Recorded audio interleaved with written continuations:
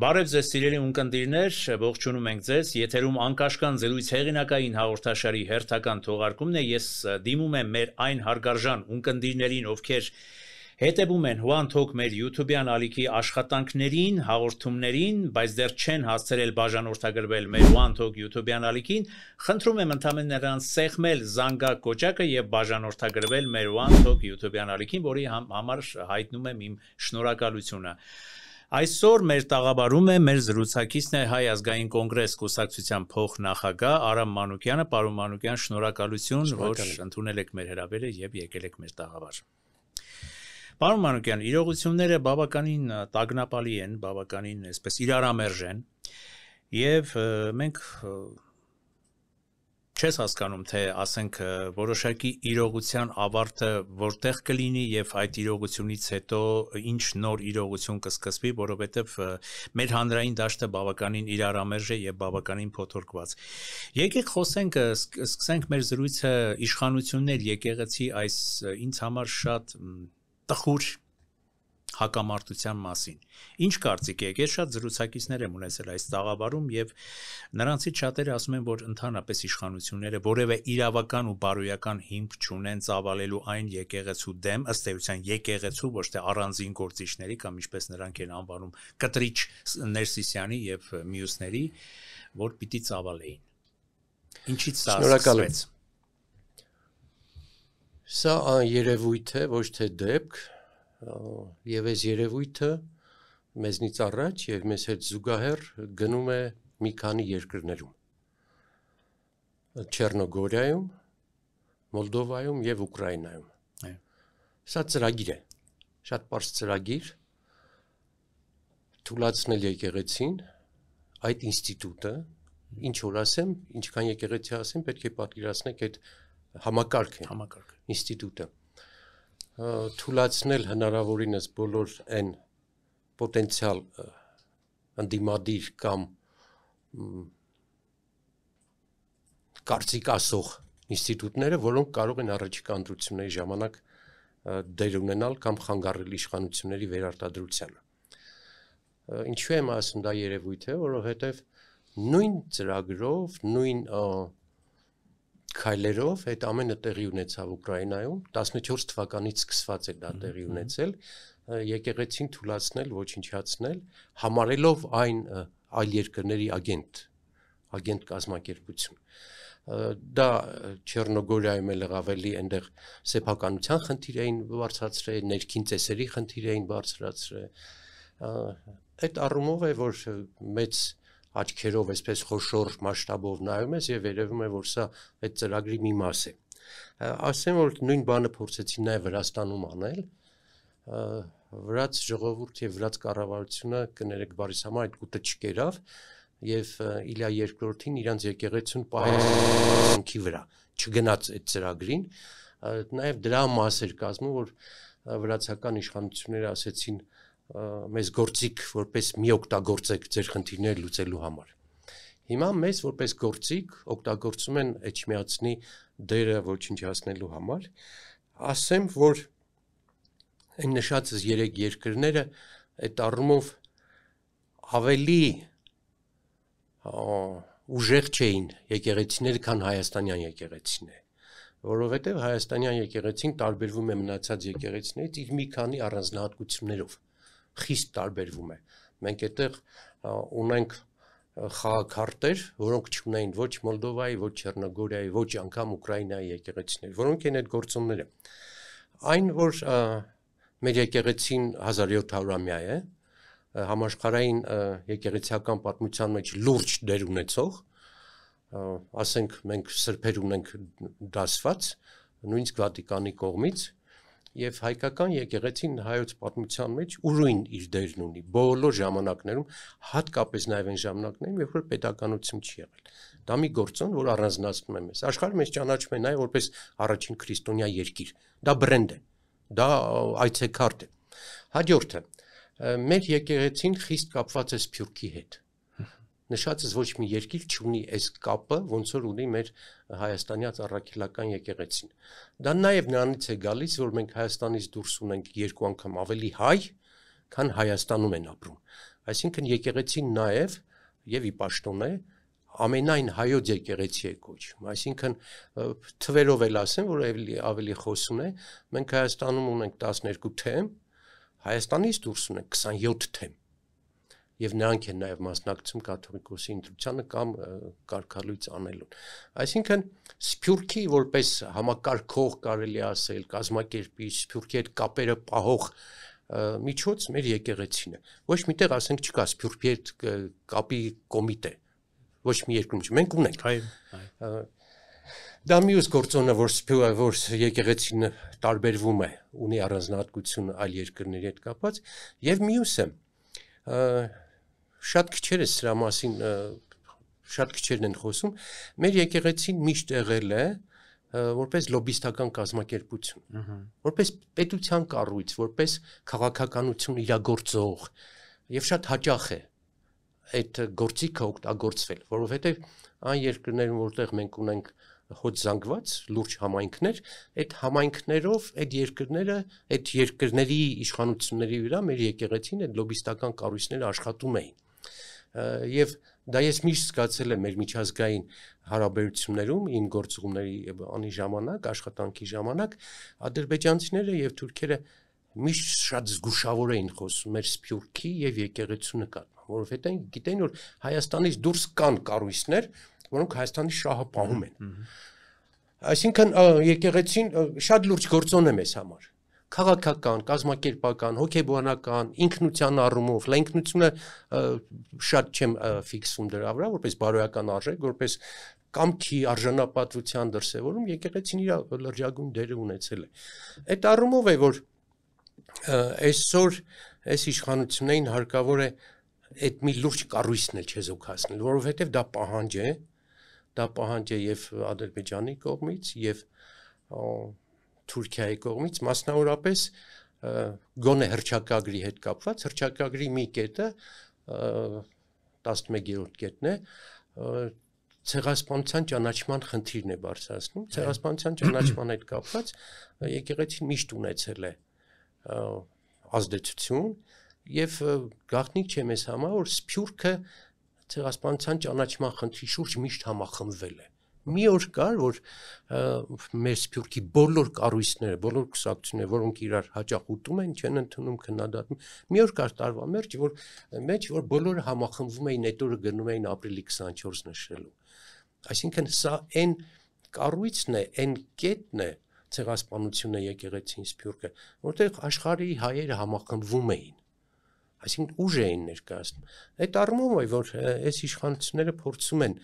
դա ջլատել, կորցնել, թուլացնել եւ այդ հռչակագրի կետն էլ վիճարկելի, որ այդ կետը պահանջում են թուրքերը պահանջում են այդ կետը ուղղակի ցեղասպանությունից անել կամ նվազագույնը հռչակագիրը հանել սահմանադրությունից։ Եվ եթե որոշակի Ուկրաինայում, Չեռնոգորիայում խնդիրներ կարողացան լուծել եկեղեցին թուլացնելու, մեզ մոտ դա չի ստացվում եւ չի ստացվելու։ Կարող եմ ձեզ երաշխավորել, որ չի ստացվելու, որովհետև որքան էլ Նիկոլի վարչական լծակները աշխատեն, իր լծակները զրոյական հնարավորություն ունեն Սփյուռքից դուրս, որը կրկնում եմ 2 անգամ ավելի շատ է, քան հայաստանյան եկեղեցին է։ Եվ ինքը ձախողելու է։ Այս վերջի 3 իր թատերական պատարակները հենց դա են ցույց տալիս, ինքը այդ ոսկորը կուլ չի տալու, չի կարող։ Եվ բայց նաև ինքը ունի պլան B, աղճատել եկեղեցին, դարձնել աղանդավորական, կամ ինչպես ժամանակին արել են 2 կաթողիկոսություն են ստեղծվել, ինչու՞ չէ, մտածում են նաև կարող է Հայաստանում 2 կաթողիկոսություն ստեղծել, բայց աղճատել, քանդել դրանով եւ Սփյուռքը կխղճանա, եւ մեր հետ իմ ասած լոբիստական կառույցը կխղճանա, եւ ինքնության այդ մշակութային հենքը կխղճանա, անամոթություն է սա, որովհետեւ միշտ այս օրինակը կրկնում եմ, 560 եկեղեցի վանք են կորցրել Ղարաբաղում։ Տղա ես գնա այդ խնդիրը լուծի։ Մենք կորցրել ենք այնտեղ պատմական արժեք ունեցող, մշակութային արժեք ունեցող վանքեր եկեղեցիներ, միայն ասա Գանձասար, Դադի վանք, Ամարաս, մեր տառերը, Մաշտոցա կապվում, Սա ուղղակի ամոթի դաշտից է, որ այսպեսի այլանդակ գործընթաց է փորձում կազմակերպել, բայց ես ասում եմ դա կուլ տալ ինքը չի կարող, ձախողելու է, որովհետև այդպիսի հզոր կառույցի համակարգի դեմ այսպիսի արշավը հնարավոր չէ, որ որևէ բան տա։ Գիտեք, որքան էլ այստեղ վարչական լծակ կիրառես, քո ներսի քաղաքացու ինքնությունը, որը կապված է եկեղեցու հետ, չես կարող անել։ Դու 1 տարի էլ մնացիր կամ 6 ամիս կամ չգիտեմ ինչքան, բայց հիշողությունը հո չես կարող ոչնչացնել։ Այնպես որ ասեմ, որ ձախողված է սա, եւ իր ձախողումների, այսպես եթե թույլ կտակ ընդհանրացում անեմ, իհարկե ձախողումների ավարտական փուլը սկսվեց մի 6 ամիս առաջ մայիսից։ Ինքը 6 ամիս առաջ մտավ այսպես պոպուլիստական դիկտատուրայի ճանապարհ եւ դրա արձագանքները,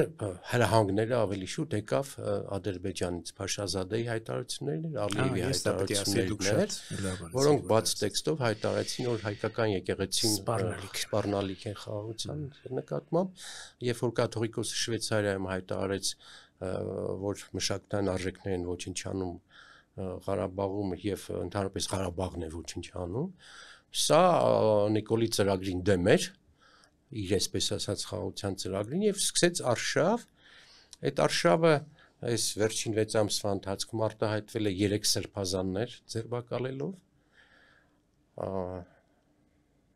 եկեղեցուն աջակցողների ձերբակալելով, հոգեվորականների ձերբակալելով, սա իր բառերով ասած աննախադեպ է եւ սա չի կարող իրականացվել։ Այդ ընթացքում այդ տերորիստական ակտերը, որ սկսվեց եկեղեցու մեծահարուստների, փաստաբանների նկատմամբ, նշանակում է, որ իրենք մտել են լրիվ դիկտատուրայի ճանապարհ, փորձում են այդ ճանապարհով գնալ, նպատակը շատ պարզ է, ակնհայտ է, բավարարել Ադրբեջանի պահանջները եւ ստեղծել հասարակություն, որը կկոմպլեքսավորվի, կվախենա քայլեր անել եւ իշխանափոխության ծրագիր իրականացնել։ Բայց միշտ այսպիսի օրենք կա, որը եւ ֆիզիկայում է աշխատում եւ հասարակագիտության մեջ է աշխատում։ Ինչքան դու գնում ես դեպի դիկտատուրայի ճնշումների, մեծացնում ես ճնշումները, հիմա հաջորդ քայլը կարող է ինքը քաղաքական գործիչներ, լրատվամիջոցներ, ովքեր հնազանդ չեն, ովքեր վիզները չեն ծռում իշխանությունների առաջ, դա արձագանքում է, չկա, նույնիսկ Նյուտոնի օրենքներում հակազդեցություն, ազդեցություն միշտ իրար հավասար են եւ դա բնական օրենք է, այսինքն իր այդ ռեպրեսիվ մեթոդների արդյունքում ուժեղանալու է հանրության մեջ, հասարակության մեջ ընդդիմադիր հոսանքները, ընդդիմադիր կարծիքները եւ այսօրվա վիճակը դեռևս խաբուսիկ է։ Ես դες հավատացնում եմ, որ այդ դեպքերը հատկապես կրկնում վերջին 6 ամսվա ընթացքում այնքան արագ են գնում եւ ինքը արդեն այնքան անզուսպ է, զգացում է, որ նաև վախն է իրանց գործունեության մեջ շատ ակտիվ աշխատում, եթե ոչ իրենք ամբողջ թիմով եւ fake կազմով չէին հարձակվի բոլոր այն մարդկանց վրա, ովքեր կարծիք են այդ դա Facebook-ով է, WhatsApp-ով է, գաղտնի ձայնագրություններով է դա արտահայտում, տեղական ինքնակառավարման մարմինների անդիմադիր համայնքապետերին նստացնելն է, հեռացնելն է։ Ակնհայտ երևում է, որ իրենց մոտ վախի գործոնը սկսել է շատ ակտիվ աշխատել, իսկ վախեցած մարդը սկսում է անհավասարքշիռ քայլեր անել, գործողություններ անել, որը վերջին հաշվով վնասում է իրան։ Ուղղակի մտավախությունը սա է, որ դա լինելու է։ Դուք կարող եք մի 4 ամիս հետո ինձ հրավիրել, կտեսնեք, որ արագընթաց process-ներ են գնալու եւ վստահություն կա ձեր խոսքում պարոն Մանուկյան, որ դա կլինի։ Դա բնական օրենք է, քաղաքականության օրենք, քաղաքագիտական օրենք է, որ ճնշումը պետք է ճնշում առաջացնի, հնարավոր չի առաջացնի։ Ես դա ասում եմ նաեւ ներքին խոսակցությունների, իմ շփումների արդյունքում, եթե բաց անգամ չեն հայում դժգոհում, ցանկացածի հետ կարող ես անկեղծ off record, առանց ձայնագրելու խոսել եւ բոլոր ես օրինակ, որ դատական համակարգ է, որ երբեք չի եղել այսքան ճնշված ու խեղճ հրամաններ կատարող, դատական համակարգում որ դատավորի, որ քննիչի հետ խոսես, իրենք խիստ դժգոհում են այսօրվա իրավիճակից։ Այսինքն այդ բանը տեղի ունենալու է, բայց նաև դրա մեջ էլ վնաս կա, որովհետև պայթյունները երբեք լավ բանի չեն բերում։ Բայց ակնհայտ է, որ սթափությունը չի Նիկոլ Փաշինյանին ուղեկցում, ծրագրերն են ուղեկցում եւ այդ ծրագրերը բերելու են հայ հասարակության ամբոստացմանը։ Այլ կերպ չի կարող լինել։ Մեր ժողովուրդը այնքան հեզ ու խելոք չի, որ իր գլխին սարքած այսքան աղետները միջև վերջ տանի։ Դա լինելու է։ Բայց ես կուզեի, որ դա լիներ ընտրություններով։ Բայց քանի որ Նիկոլ Փաշինյանը արագացված է գնում ընտրությունների, օրինակ ով էր տեսել 8 ամիս առաջ հրապարակային, թե ով է շտաբը ղեկավարելու, կամ այն ծաղրուծանակությունը, որ մարդը 500,000 դրամ պետք է մուծի կամ 1.5 միլիոն դրամ մուծի, որ ցուցակում ընդգրկվի, սա ուղղակի ամոթ է։ Ցուցակում ընդգրկվելու համար պետք է փող տաս, առնով է, էլի, մանդատ ես առնում, որ նոր մտնես ցուցակի մեջ, այն էլ կուսակցությունից դուրս մարդկանց մասին է խոսքը։ Մի խոսքով գնում են process-ներ, որոնք կրկնում եմ մեզ ժողովրդավարությունից արագացված տեմպով հեռացնում են, պոպուլիզմը, որ գործում էր տարիներ, հիմա վերածվում է դիկտատուրայի։ Զուգահեռ պոպուլիզմը իհարկե աշխատում է, բայց դիկտատուրայի արագընթաց գործընթացը երևում է։ Մի բան վերադառնալով եկեղեցի իշխանությունների ինձ համար այս ողբերգական խոսույթին, այս ողբերգական հակամարտությանը, որի մեջ ես նաև փորձում եմ տեսնել արտաքին վտանգներից ներքին մեր հասարակությանը շեղելու փորձ, արտաքին հնարավոր աղետներից, աստված մի առաստ այդ աղետները իհարկե չլինեն, բայց իրենք ասում են համառորեն, որ եկեղեցականները այլասերվածներ են, որ Կտրիչ Ներսիսյանը, չգիտեմ, երեխա ունի, որ կուսակրոնության ուխտն է բաներել։ Արդյոք ըստ ձեզ որոշակի հանրային զանգվածի վրա, հանրային հանդրության որոշ ներկայացուցիչների վրա այդ ամեն ինչը չի ազդում, որտեղ իհարկե ազդում է, եւ իրենք այդ տեխնոլոգիան կիրառում են, համակարգի մեջ գտնում են թերություն, դեպքեր, ինչի մասին դուք ասեցիք, եւ այդ դեպքերը տարածում են համակարգի վրա, ընդհանրացնում են եւ դա են մատուցում եւ իրանք էլ քանի որ ունեն մատուցման միջոցներ եւ մի հատ թիմ, որը լկտիաբար, լպիրշաբար, անդաստիրակ, այսպես հակահիգենիկ, հակասանիտարական ձևով այդ ամենը տարածում են ամենավերևի շերտերում։ Իհարկե դա ազդում է, բայց ազդել կարող է ոչ բոլորի վրա եւ երբեմն նաեւ հակադրություն է առաջացնում, մասնավորապես Արշակ Սրբազանի հետ կապված այդ տեսանյութի հրապարակումը իրենք էլ զգացին, որ ավելի հակառակ է աշխատում եւ անմիջապես հետ կանգնեցին։ Այստեղ ես երկրի շահերից ելնելով ես միշտ մտածում եմ, որ չկա կոնֆլիկտ, որը չլուծվի։ Այսօր կոնֆլիկտը կա, ակնհայտ է։ Եկեղեցի իշխանություն, թեպետ այդ կոնֆլիկտը չկա, եթե սահմանադրությունն ես նայում, օրենսդրությամբ կոնֆլիկտ այնտեղ չի կարող լինել։ Կարգավորված է դա։ Շատ այսինքն ինչ որ անում են իշխանությունները իրենցն է օրենքից, իրենց արածն է օրենքից դուրս։ Սահմանադրության խախտում են անում։ Սահմանադրություն ակնհայտ գերակա օրենք է։ Ասում է, որ այդ երկու կառույցները տարանջատված են։ Նրանք ինքնուրույն կառույցներ են։ Եվ դա աշխարհի օրենքն է։ Դրանով փակվում է խոսակցությունը, չէ՞, ըստ էության։ Իհարկե, օրենքը այսինքն կարգավորված է։ Իրենք եւ օրենքներն են խախտում։ Եվ սահմանադրությունն են խախտում, եւ բարոյական մարդկային բաներն են խախտում։ Օրինակ ես ամաչում եմ եւ որ վեհապարին դիմում են անունով կամ այդ երևույթների մասին չի խոսքը, ներողություն, դեպքերի մասին չի խոսքը, որովհետև այդ դեպքերը կան, բոլորն ունեն եկեղեցու գործունեության կամ սկզբունքների հետ կապված կարծիքներ, քննադատություններ, որոնք արդարացված են, կարող են արդարացված լինել, եկեղեցին կարող է ունի ռեֆորմի կարիք, եկեղեցականներն են մարդիկ, իհարկե, բայց այս ձևով համակարգի դեմ լինելը ակնհայտ է, որ խնդիր է։ Ես ավելի առաջ գնամ, զուտ երկրի շահերից ելնելով ես կուզեի, որ մորատորի հայտարարվեր այսօր, ասենք, եկեղեցի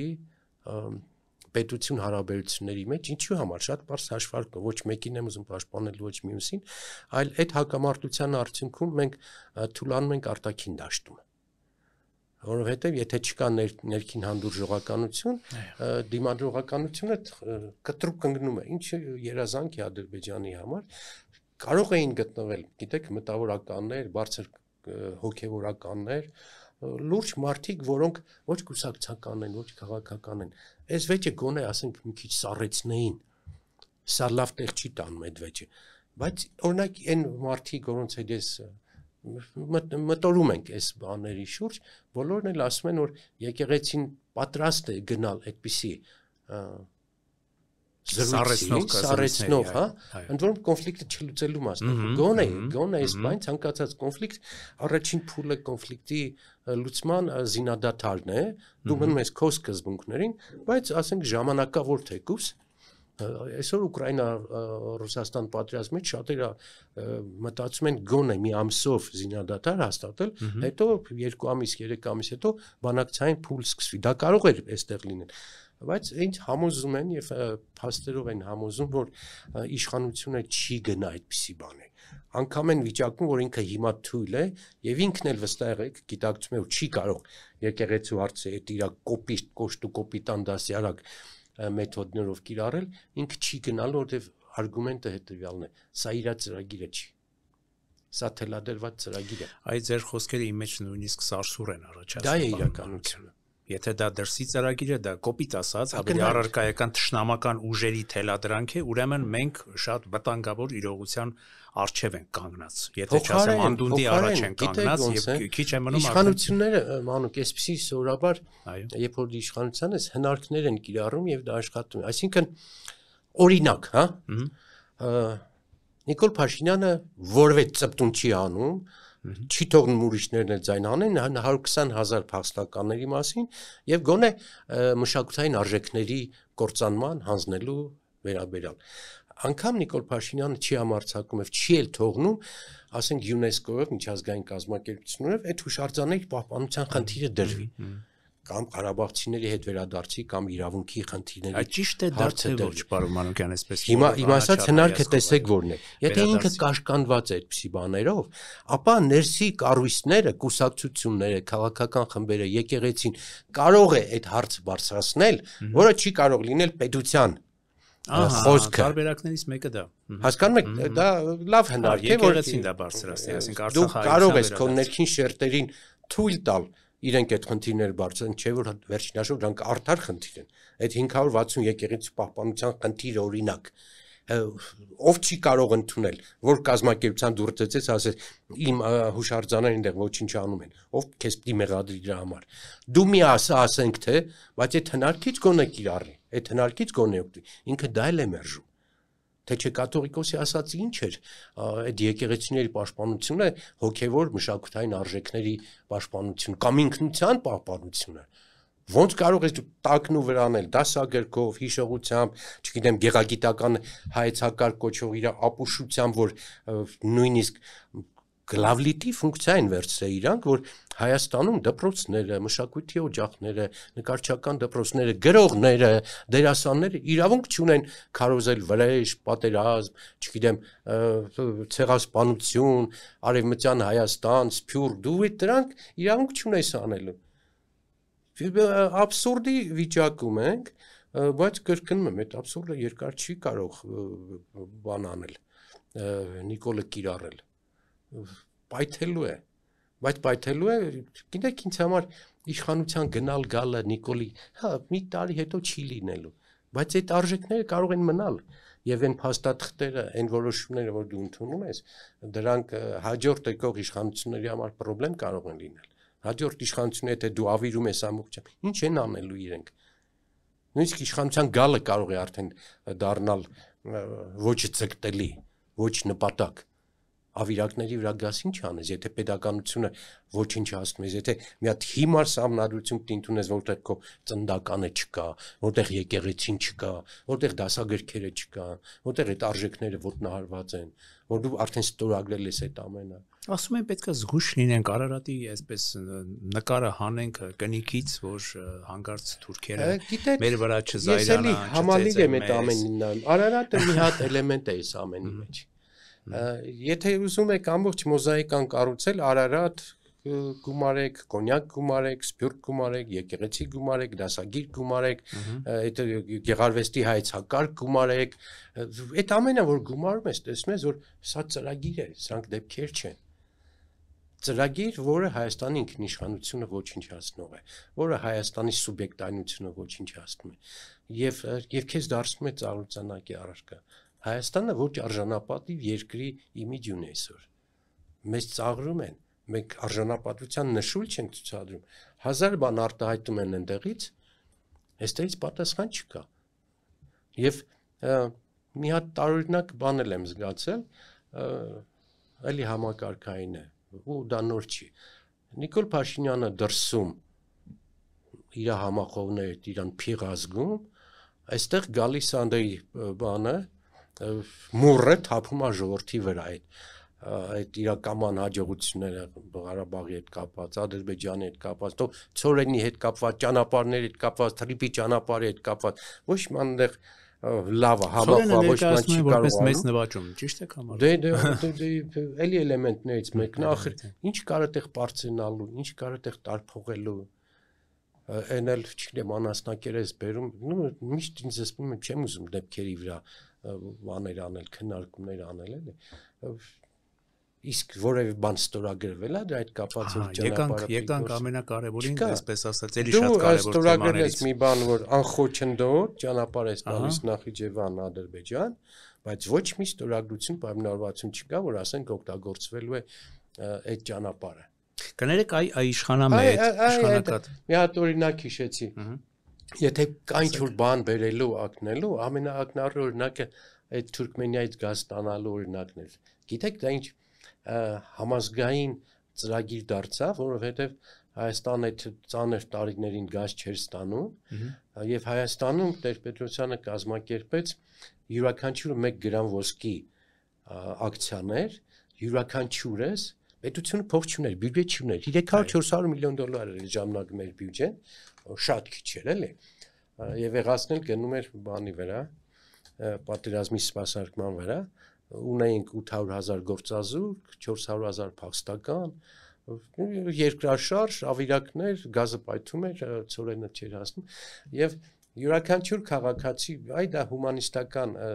պատմական բան էր։ Դա կազմակերպեց համահայկական հիմնադրամը, յուրաքանչյուրս 1 գրամ ոսկի նվազագույնը, ովքեր կարող էին, իր տան հարսանեկան մատանին, իր, չգիտեմ, խաչը տալիս էին եւ վկայական էր տալիս բանը, Մանուշակներ Պետրոսյանի ժամանակ, որ քաղաքացին իր պետության փրկության համար 1 գրամ ոսկի է զոհաբերել։ Վկայական ես մինչև հիմա ունեմ, իմ բոլոր ընկերները պահում են, որ ես էլ իմ ընտանեկան բյուջեից ոսկի եմ տվել, որ գազը հասնի դրան, եւ ինչեր արեցինք, Տեր-Պետրոսյանը մի հատ թուրքմենական դամբարան վերակառուցեց։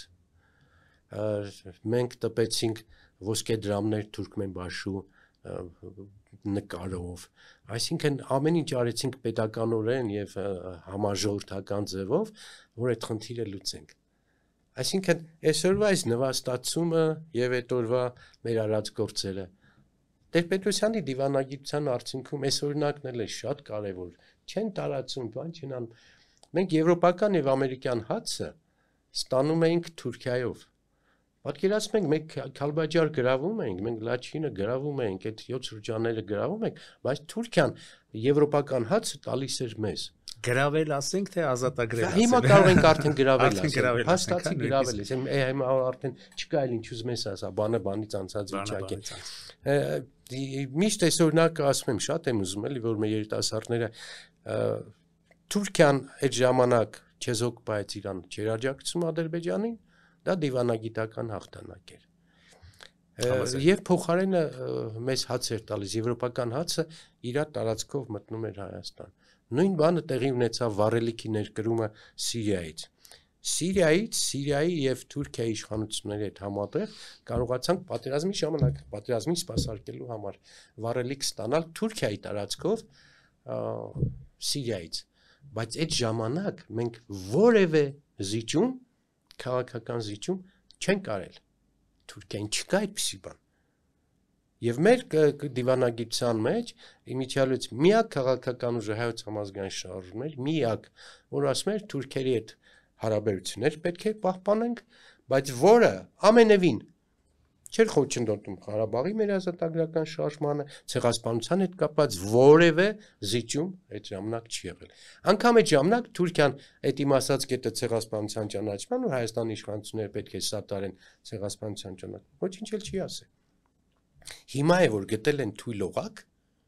իդեմս Նիկոլ Փաշինյանի եւ այդ օղակը սեղմում են որքան հնարավոր է քամել եւ այսօր իրենք հաջողությամբ իրենց քաղաքականությունը կարողանում են իրագործել։ Որևէ մեկը չէր կարող պատկերացնել, որ այսքան զիջում մենք կարող ենք անել երբևէ։ Թուրքերը ոչ զենքով, ոչ դիվանագիտությամբ, որևէ կերպ չէին կարող այսքան զիջումներ կորզել Հայաստանից։ Եվ մենք այդ զիջումների գործընթացի մեջ ենք։ Հենց հիմա այդ գործընթացի մեջ ենք։ Պարոն Մանուկյան, փորձեմ իրենց կողմից էլ այսպես հակադարձող իրենց տեսակետը ներկայացնել նույն այդ ճանապարհների, կոմունիկացիաների ապաշրջափակման, ասում են, որ ռուսները այդ ձեր իշխանության տարիներին էր հայոց համազգային շարժման իշխանության առաջին, երրորդ հանրապետության առաջին նախագահ պարոն Տեր-Պետրոսյանի իշխանության տարիներին էլ սխալ է եղել ամեն ինչ, մենք դարձել ենք ռուսի կամակատարը, հիմա պետք է ազատվում ենք, այսպես ասած, ռուսական, կայսերապաշտական ճնշումից, փորձում ենք բալանսավորված քաղաքականություն վարել, փորձում ենք աշխարհի բոլոր բևեռների հետ հավասարակշռել մեր փոխհարաբերությունները, դրա համար ունեցանք TRIP-ը, Թրամփի միջանցքը, փրկարար միջանցքը, որը մեզ համար տնտեսական եւ աշխարհքաղաքական մի աննախադեպ մեծ նշանակություն է ունենալու, դրական նշանակություն է։ Այն ինչ էր նոյեմբերի 9-ի ռուսների կողմից պարտադրված այդ համաձայնությունը, դա միակողմանի զիջում էր, դա էր միջանցքը, արտատարածքային միջանցքը, ռուս-ադրբեջանական արտատարածքային միջանցքը, իսկ սա միջանցք չի, սա մեր վերահսկողության տակ ճանապարհ է, որի շնորհիվ Հայաստանը ծաղկելու է եւ բարգավաճելու եւ նույնիսկ մեղադրում են նաեւ ձեզ, որ դուք ինչ որ լավատես չեք այդ առումով, ինչ կասեք։ Դա պրիմիտիվ, պարզունակ, մանկամիտ սուտ է, որովհետեւ փաստերը շատ ավելի խոսուն են, քան այդպես ճղճղոցները։ Ռուսաստանի հետ հարաբերությունները հատկապես պատերազմի ժամանակ, առաջին պատերազմի ժամանակ եղել են ոչ միայն գործնական, այլ իսկապես ռազմավարական մեծ քանակի մենք զենք ենք ստացել, որը կիրառվել է Ղարաբաղի ազատագրման ժամանակ եւ հարաբերությունները եղել են շատ հստակ, կոնկրետ, առանց Հայաստանի ինքնիշխանության դույզն անգամ զիջումների։ Մեր առաջին այդ ձեր ասած ռուսականացման գործընթացը եղավ գույք պարտքի դիմաց գործընթացը, երբ որ մեր սեփականությունները մենք առանց որևէ բանի տվեցինք եւ արդար չէ նաեւ, որովհետեւ հենց այդ պատերազմի ժամանակ Ռուսաստանի նախաձեռնությունն էր կանգնացնել 44 օրյա պատերազմը, որին Նիկոլ Փաշինյանը չհամաձայնեց, երկու անգամ եղավ այդպիսի առաջարկ, որի դեպքում եւ Շուշին կմնար, եւ Հադրութը կմնար, մերոնք չեն համաձայնվել եւ մինչեւ հիմա էլ չեն հրապարակում են փաստաթուղթը, ինչը ռուսները երանախագահության քավորությամբ ներկայացրել են Նիկոլ Փաշինյանին 2019 թվականին, այսպես ասած Լավրովի ծրագիրը ներկայացվել է Հայաստանում, բայց դա Լավրովի ծրագիր չէ, դա երանախագահության ծրագիր է, այսինքն գերտերություններ, 3 գերտերություններ Հայաստանին եւ Ադրբեջանը տարբերակ են առաջարկել, որը 7 տարի է Նիկոլ Փաշինյանը չի հրապարակում, ինքը կարծես թե այսպես փորձում է հիմա սկանավորել, դա ծիծաղելի է, այսինքն փաստաթուղթը հրապարակել է 5 րոպեի գործ է, որտեղ իր սեղանի դրած, արտգործնախարարության դրած է, եւ իրենք պարտավոր են հրապարակել ոչ միայն այդ փաստաթուղթը, թող հանկարծ բանի չգնան։ Եվ մեր արձագանքները պաշտոնական մեր արտաքին գործոս նախարարությունը ինչ է պատասխանել երանախագահության այդ առաջարկներին։ Դա շատ կարևոր է, որովհետև այդտեղ է երևում, այդտեղ է շանգլուխը։ Ինչու է Հայաստանի իշխանությունները դուրս եկել բանակցություններից, մերժել է բանակցությունները, հայտարարել է, որ 0-ից պետք է սկսեն բանակցությունները, եւ լադեր լոփո խոսում էր, որ երանախագահներն էլ պետք է դեռ բացատրեն, թե ինչ է նշանակում այդ երանախագահների առաջարկները։ Այդ ամենը իրենք պետք է հրապարակեն եւ այդտեղ կերևա իսկական ով է ոնց որ տեղ հրապարակեն, բայց պարոն Մանուկյան, ինչ է ասում, մեծ քաղաքական փորձառությունը ինչ է ասում, ինչ է ուշում։ Չհրապարակեն, իրենց վզին է մնում այդ մեղքը, վերջին հաշվով այդ փաստաթղթերը հոմենակ իրա ձեռքին չեն։ Կա եւ Ֆրանսիայում, եւ Միացյալ Նահանգներում, եւ Ռուսաստանում, դա բան չի էլ այդպես 100 փակի տակ դրված փաստաթուղթ չէ, իր գաղտնիության խորհրդավորության փուլը անցել է այդ խնդիրը, որով կարգավորվում է, ասում ես չկան, մեկը սառնարանի ոտի տակ է, մեկը դա լուրջ չի, հասկանում եք, այդ ձևի պարզունակ այդքան մանկական, այդքան լպիր չի կարելի պետության ու պետության պարտավորությունների հետ կամ միջազգային կազմակերպությունների հետ վարվել։ Դա անամոթություն է այդ ձևի դիրքորոշումը, իհարկե պետք է հրապարակվի եւ տեսնեն ով ինչ է արել, ոնց որ ասում են, ով է ծախել Ղարաբաղը եւ ով է պահպանել այն, այդ չեն կարող չհրապարակել։ Ուշ թե շուտ դա հրապարակվելու է։ Եվ կրկնում եմ, շատ բաներ կպարզվի։ Իսկ ձեր ասած խաղաղության թրիպի հետ կբերի թրիպը խաղաղության, Թրամփի WhatsApp-ը կբերի մեզ խաղաղություն թե ոչ։ Ես ասեմ, մեր դիրքորոշումը միշտ եղել է, որ մենք իսկապես դիվերսիֆիկացված քաղաքականություն տիվարենք, խաչմերուկ պետք է լինենք եւ հյուսիս-հարավ եւ արևելք-արևմուտք գծի մեջ, որը լավ է, բայց եթե դա քո ճանապարհով է, որովհետեւ այն նախադասությունը, որ ասում է այդ Վաշինգտոնյան, որ Նախիջևանը եւ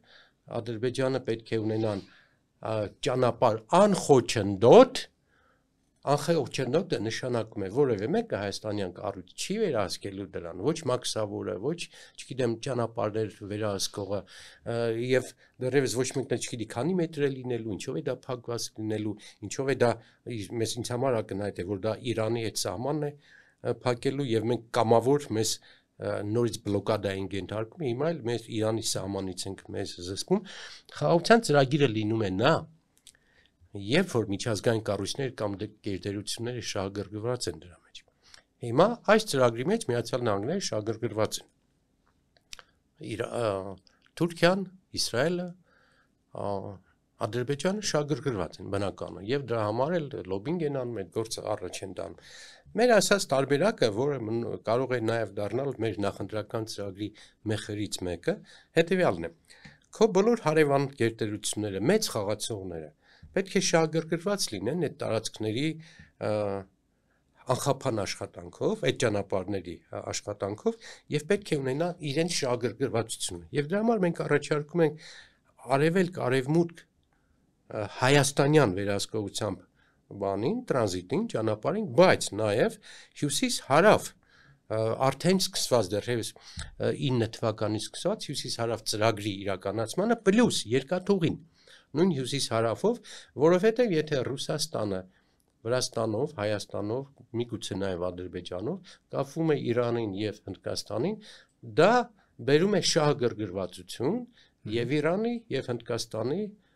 եւ Ռուսաստանի կողմից։ Այս դեպքում խաղաղությունը, երբ որ խաչմերուկ է ստեղծում, հանգույց է ստեղծում հյուսիս-հարավ եւ արևելք-արևմուտք, այսպես ասած կոնսորցիում, ինչ որ մի հատ հանգույց, որի կողմերն են, հա, որի շահառուներն են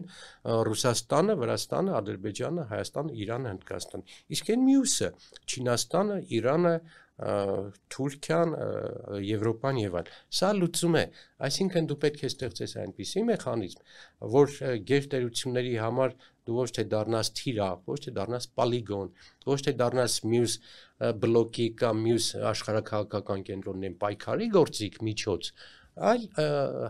շահագրգռվածությունների կենտրոն, համագործակցության կենտրոն։ Ըստ ձեզ այս դեպքում դառնում ենք պոլիգոն, այսինքն վտանգավոր։ Հիմա մենք պոլիգոնի կարգավիճակում ենք, որովհետև այս թրիպի դեպքում մենք մերժում ենք Ռուսաստան-Իրան կապը։ Եվ երկու հարևան գերտերություններ այդպես հալածյուղի պես չեն ընդունելու, սա կոնֆլիկտացին ծրագիր է։ Մեր ասածը կոնֆլիկտները մարող ծրագիր է։ Իրանք կարող են իրար հետ կապել չունենալ, հասկանում եք, նայել է աշխատում, բայց գոնե երկրների շահերը համընկնում են եւ տվյալ դեպքում օրինակ, եթե Ռուսաստանը Իրանի հետ ունենում է երկաթուղային կապ, ինքը բնականաբար աշխատելու է այդ երկրում կոնֆլիկտներ չունենալ կամ շահագրգռված պետք է լինի այդ ճանապարհը պահելու։ Նույնը Իրանը, այսինքն իրենք դառնում են քո կամպանիոնները։ Եվ դա Հայաստանի ինքնիշխանությունից ոչինչ չի զրկում։ Այսինքն կոնֆլիկտներ լուծելու ճանապարհը նա է, երբ որ նոր կոնֆլիկտներ դու չես ծնում դրանով։ Դու չես ստեղծում են հիմքերը, որով նոր կոնֆլիկտներ կստեղծեն։ Միանգամից եթե թույլ կտակ հենց այս թեմայի շրջանակում մի հատ անցում անեմ, նմանատիպ վերլուծության կարիք ունի անկլավների խնդիրը։ Եվ նաև կներեք, դա էլ միացնենք գուցե ձեր վերլուծությանը հնարավոր, մոտավորապես որովհետև եթերից առաջ դրա մասին նույնպես զրուցեցինք, նաև սպառնալիք պարունակող գործոնները Ադրբեջանի կողմից, այդ ադրբեջանցի այսպես կոչված փախստականների 300,000 թե 500,000 վերադարձը, ադրբեջանական ըստ էության հողեր, որ Ալիևը ամեն օր մի նոր բան է, չէ՞ ասում, որովհետև Սևան չի եղել է Գյոյչա, ինչ Սևան, ինչ բան, չէ՞։ Հետո էլ ուրիշ բան կասի։ Դե բնական է, երբ որ ամեն ինչը սպառնալիք չի պարունակում։ Իհարկե, սպառնալիք է եւ էքզիստենցիալ սպառնալիք է, ռեալ սպառնալիք է։ Եթե քեզ ինչ որ բան են ասում քո արժանապատվությանը, քո պետական իշխանության, ինքնիշխանության կրնող եւ դու չես պատասխանում, դա անցնում է։ Ոչ միայն չես պատասխանում, այլ քո թիմը սկսում է արդարացնել Ալիևի կամ Փաշազադեի ասածները։ Այսինքն իրանք սպասարկում են դրսի շահ, ոչ թե հայկական շահ։ Բնականաբար դա սպառնալիքներ է իր մեջ պարունակում եւ ամենևին էլ խաղաղության գործընթաց չի տանում։ Նույն բանը լավ, ասենք թե էլի հենց բայց հիշենք անկլավներին անցնենք։ Այդ նույն փախստականների հարցը մենք ունենք։ Այսինքն եւ դա նախաձեռնողը եղել է Ադրբեջանը։ Սկզբից Ադրբեջանից Հայաստան եկան փախստականներ։ Ես հիշում եմ 320,000 թիվը։ Այդ փոխանակումները շատ վտանգավոր կլինի, չէ՞, պարոն Մանուկյան։ Հիմա կասեմ դրան, որովհետեւ դա վերլուծության կարիք ունի։ Այսինքն եթե ինքը հարց է բարձրացնում, շատ լավ։ Դու էլ հարցացու հակնեմ քո խնդիրը, չէ՞ որ դու ունեցել ես 320,000 փախստական, որոնք Ադրբեջանի քաղաքացիներ էին, եկան Հայաստան, ստիպված եկան Հայաստան, ընդ որում առանց որևէ բանի, եւ ի տարբերություն նրան, որ այստեղից գնացած ադրբեջանցիները ոչ միայն կոմպենսացիա ստացան, այլ մի մասը կարողացավ նաեւ այստեղի տները վաճառել։ Իսկ Ադրբեջանը երբեք թույլ չի տվել, որ ասենք Բաքվից, Սումգայիթից եկածները որևէ տուն են վաճառեն, այդ գումարը տեղափոխեն այստեղ, այդպիսի բաններ։ Այսինքն նույնիսկ այդ դաշտում անհավասարություն է տեղի ունեցել։ Բայց սա մեր իշխանությունները բացարձակ չեն օգտագործում որպես կոնտր փաստարկ, լավ դու ասում ես 300,000, բայց այդ 300,000-ի մասին ինչի՞ չես ասում։ Այլ չեմ ասում ես պլյուս 120,000-ը։ Ուրեմն պետք է երևի ճիշտ է նա չի, որ երկուսն էլ չասեն, որովհետև նրանք կարող են ասել, չէ՞, պարոն Մանուկյան, շատ խորամանկ ձևով, բա եկեք, մենք էլ 300,000 կլցնենք Հայաստան ու ձեր հարցերը կլուծենք։ Եթե դու իսկապես գնում ես խաղաղության, ձեր ասած ճիշտ է։ Այո։ Իրականում տեղի է ունեցել փախստականների հոսք Ադրբեջանից Հայաստան եւ Հայաստանից Ադրբեջան։ Շատ լավ։ Դու նոր կոնֆլիկտ ես ուզում ստեղծել, որովհետեւ այդ ամեն եկածը իր հետ բերում է կոնֆլիկտ։ Նրանք որտեղ էլ բնակվեն, դրանք անկլավ լինի, թե Հայաստանում լինի, դա բերելու է կոնֆլիկտ։ Դեռ վերջերը չեն սպիացել։ Ակնհայտ է, որ մանավանդ եթե ձեր ասած, եթե սահմանազատում ես անում, ստեյց գնացածները մնում են այնտեղ, նա ստեյց գնացածները արդեն 40 տարի անցել է, մնում են այստեղ վերջ։ Էլ նոր խնդիր չես բզբզում։ Նույն խնդիրը վերաբերում է անկլավներին։ Անկլավների համեստ բառ իրագործում էլ իրավաբանորեն չասեմ, այս անկլավը մեր քարտեզում էր, այն անկլավը նրանց քարտեզում էր, արդար էր, արդար չէր։ Ստացված է մի վիճակ Ղարաբաղյան պատերազմից հետո, երբ ուղիղ սահման գծվեց Հայաստանի եւ Ադրբեջանի միջև։ Մի մաս կարող է ասել անարդար, որովհետեւ Արցախաշարն է մնաց այնտեղ, մի մաս կարող է քարքի հետ բաներ դիսկուրս բացել Եվան։ Բայց արդյունքում եղավ այնպես, որ Հայաստանում չկա այսօր տեղ, որի համար կոնֆլիկտ կարող է առաջանալ, բախում կարող է առաջանալ, մեկ-մեկի անասուն գողանալ, մեկ-մեկի դաշտերը վառել, ծորենի հասկերը վառել եւ այդ կոնֆլիկտը այս պահին չկա։ Այսինքն ստեղծվել է պատերազմից հետո մի վիճակ, որի մեջ նոր կոնֆլիկտներ չեն ծնվում։ Եվ հիմա այսօրվա այս առաջարկը, որ Նիկոլ Փաշինյանը հայտարարեց եւ կրկին ադրբեջանցիների պահանջն է, իրականում ինչ է նշանակում։ Այն տարածքները, որ մենք տալու ենք, դրանք սովորական գյուղեր չեն։ Դրանք փոքր տարածքներ են, բայց ունեն ռազմավարական նշանակություն։ եւ ընդդեմ խիստ ռազմավարական։ Գոնե դրանցից երկուսը սահմանափակում են մեր շարժումները դեպի Իրան եւ դեպի Վրաստան։ Այսինքն մենք ունենք երկու ճանապարհ։ Մեկը Իրանն է,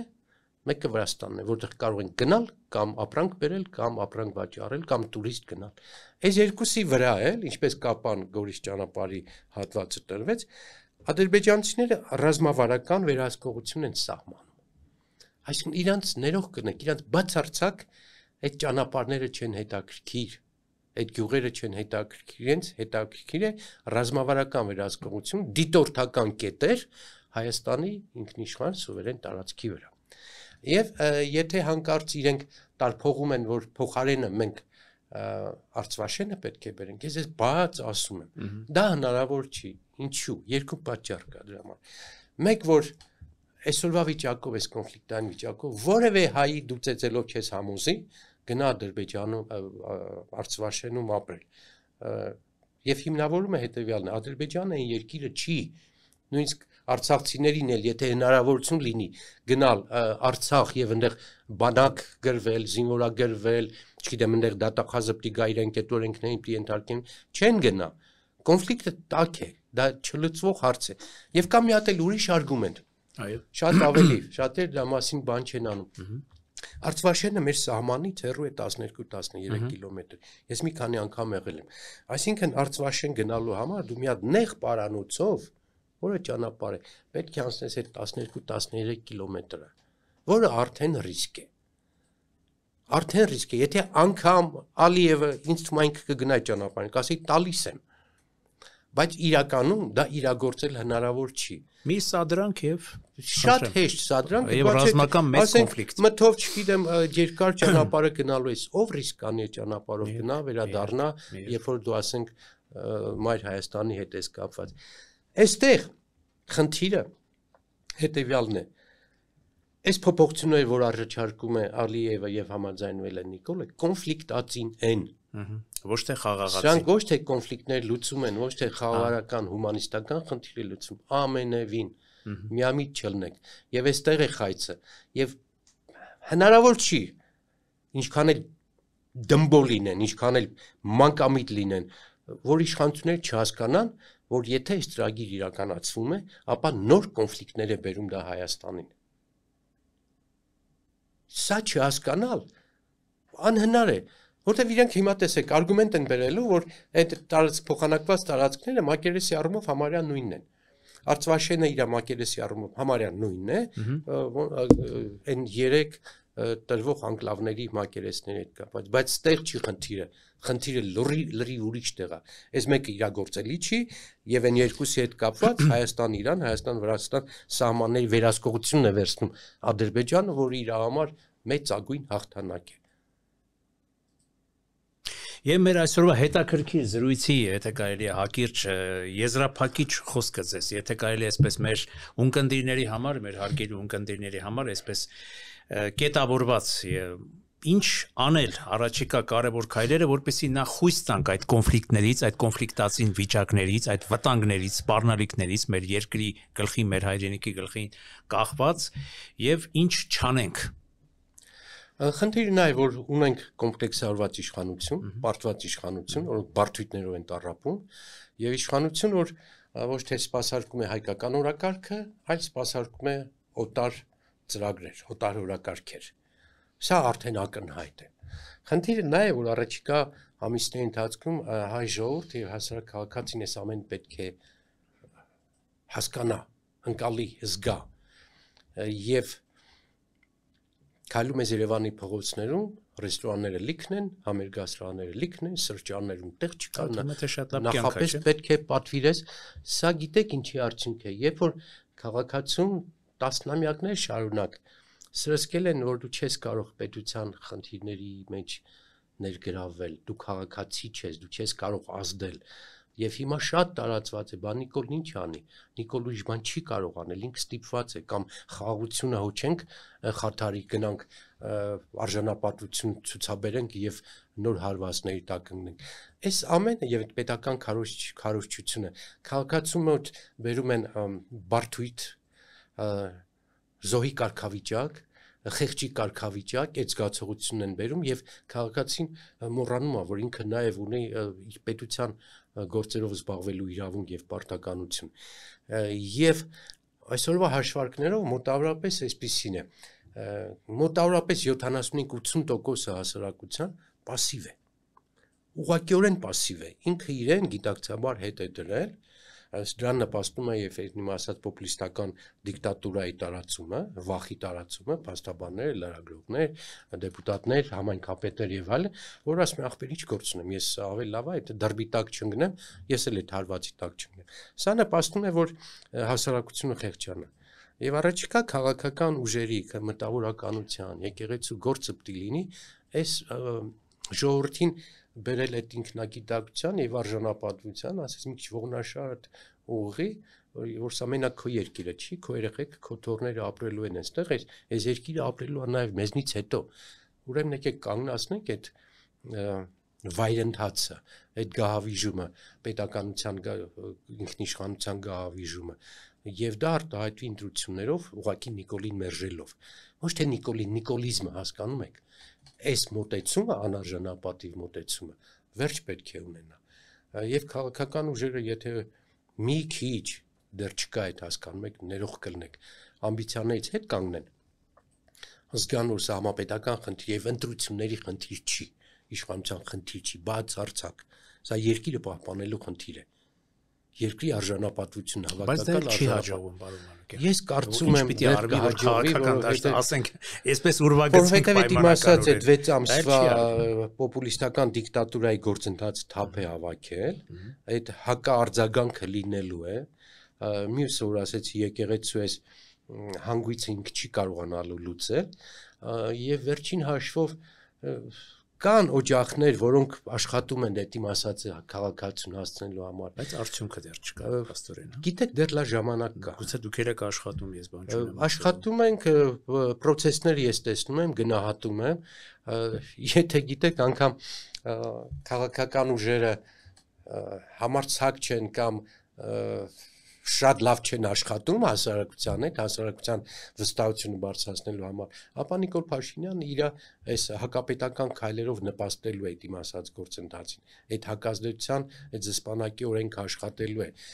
եւ նաեւ իրենք false start-ը, որ սկսել են արդեն, ինձ թվում է նաեւ այդ false start-ը ուշադրություն շեղելու նաեւ միջոց է։ Բոլոր ներքին խժդժությունները, ձեր ասած սպիտակի խնդիրները նաեւ ուշադրության շեղում են արտաքին մարտահրավերների նկատմամբ, դրսից եկող հարվածների նկատմամբ, որովհետև հասարակությանը հասկանում եք շատ հասարակ մարդուն գյուղացուն շատ հետաքրքրել չի Մինսկի խումբի ինչի առաջարկել այդ փաստաթուղթը հրապարակենք, թե ինքը շատ ավելի շատ իր նեղ գյուղական, համայնքային, ընտանեկան խնդիրներով է զբաղված եւ պարտավոր չի շատ հասուն ու գրագետ ու ինֆորմացված լինել։ Նրան ներքին այս ինտրիգներով կաթողիկոսը երեխա ունի, չգիտեմ, նրան նկարահանել են ինտիմ բաներ են արել կամ ձերբակալեցին, այս մեկին, չգիտեմ, 500,000 տվեցին ԿՊ-ին, սրանք բաներ են, որոնք մեծ խնդիրներից մարդու ուշադրությունը բերում են դեպի փոքր խնդիրներ, իսկ մեր գործն էլ պիտի լինի, որ եղբայր փոքր խնդիրներով չէ երկիրը։ Երկիրը փոքր խնդիրները վնասում են, բայց մեծ տեղ է, մեծ ճակատամարտում ենք մենք կորուստ տալիս։ Դա մեր ինքնիշխանությունն է, դա մեր տարածքային կորուստներն է, դա մեր որոշում կայացնելու իրավունքի ձեռքվելն է։ Հայաստանը այսօր զրկված է իր ճակատագիրը որոշելու, տնօրինելու իրավունքից, եւ դա գլխավորում է այսօրվա իշխանությունը։ Լուծում կա, դժվար է, հաճախ ֆինանս է պահանջում, հաճախ կամք է պահանջում, չհոգնել է պահանջում, շատերը հոգնում են, իսկապես հոգնում են։ Եվ այստեղ շատ գործ ունեն, ոչ միայն քաղաքական միավորները, այլ մտավորականությունը, բիզնեսը։ Նույնը կարող եմ ասել բիզնեսին, վախեցած, խելոք, հարմար տակուկ անկյուն են գտնում իրենց բիզնես շարունակելու եւ չեն մտածում, որ եթե վաղը չունեցար ինքնիշխանություն, այդ գումարները, այդ հարկերը ուրիշ երկիրա գնալու։ Այսինքն համընդհանուր գործ կա, բայց քանի որ մենք փորձ ունենք, մեր կյանքի ընթացքում մենք տեսել ենք 88, մենք տեսել ենք 91-ի հանրաքվե, համաժողովրդական, համազգային հանրաքվե, երբ որ եւ մտավորականն է գումարվել, եւ եկեղեցին է գումարվել, եւ բիզնեսն է գումարվել, եւ երկիրը այդպես է երկիր դառնում։ Պետք է ստեղծել այդ դաշտը, կստեղծվի։ Եվ ավելի լավ է էվոլյուցիոն ճանապարհով, քան թե ռևոլյուցիոն ճանապարհով։ Շնորհակալություն պարոն Մանուկյան, շնորհակալություն, որ եկաք եւ ձեր մտքերը, ձեր տեսակետները արտահայտեցիք։ Շնորհակալ եմ։ Շնորհակալություն։ Եթերում անկաշկան զրույց հեղինակային հաղորդաշարի հերթական թողարկումն էր, մեր այսօրվա զրուցակիցն էր Հայ ազգային կոնգրես կուսակցության փոխնախագահ Արամ Մանուկյանը։ Ես դիմում եմ մեր այն սիրելի ունկնդիրներին, ովքեր դեռ չեն հասցրել բաժանորդագրվել մեր One Talk YouTube-յան ալիքին, խնդրում եմ նրանց ընդհանրապես սեղմել զանգակոճակը եւ բաժանորդագրվել մեր One Talk YouTube-յան ալիքին։ Լավ եղեք։